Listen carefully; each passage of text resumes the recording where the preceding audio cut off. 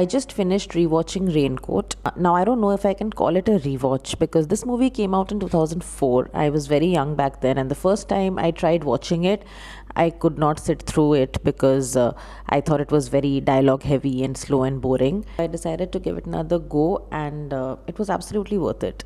Now, this is not a movie designed with pace or drama. It is just a story that, quietly builds tension. So, we have Manoj, who decides to pay a visit to his old flame Neerja. Now we go into flashback and find out that Neerja called off a relationship with Manoj because of the societal pressure to marry into money, and she chose security over uncertainty. On the other hand, Manoj has quietly carried that burden of rejection all these years. He never really moved on. As the viewer, we know Manoj's truth. We know that he is currently unemployed and he's living on borrowed money from his old friends. But when he meets Neerja, he pretends to be someone he's not. Now, at the first glance, you even see Neerja as this very comfortable, well settled homemaker. But then eventually, we find out that she's also putting up a performance to protect her pride.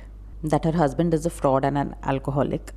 They're looking at eviction in the near future because she doesn't even have money to pay rent.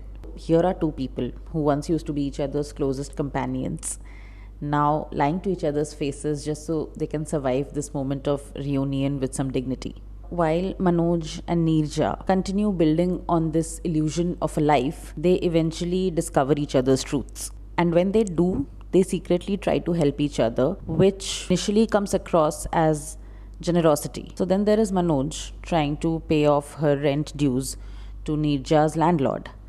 And that is when the landlord asks Manoj a very important question that becomes a defining moment of the film: whether you are doing this out of guilt or out of vengeance. That immediately puts Manoj in this, gray zone. Are you doing this because you're feeling guilty that you didn't fight hard enough for her? Or are you doing this with the thought that, look, I'm providing for you when your husband cannot?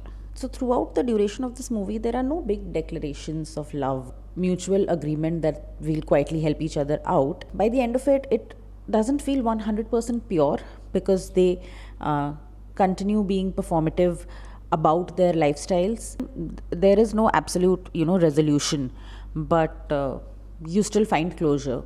That is what makes it worth a rewatch. So, if like me, you had also skipped this movie, please go watch it and let me know what you think.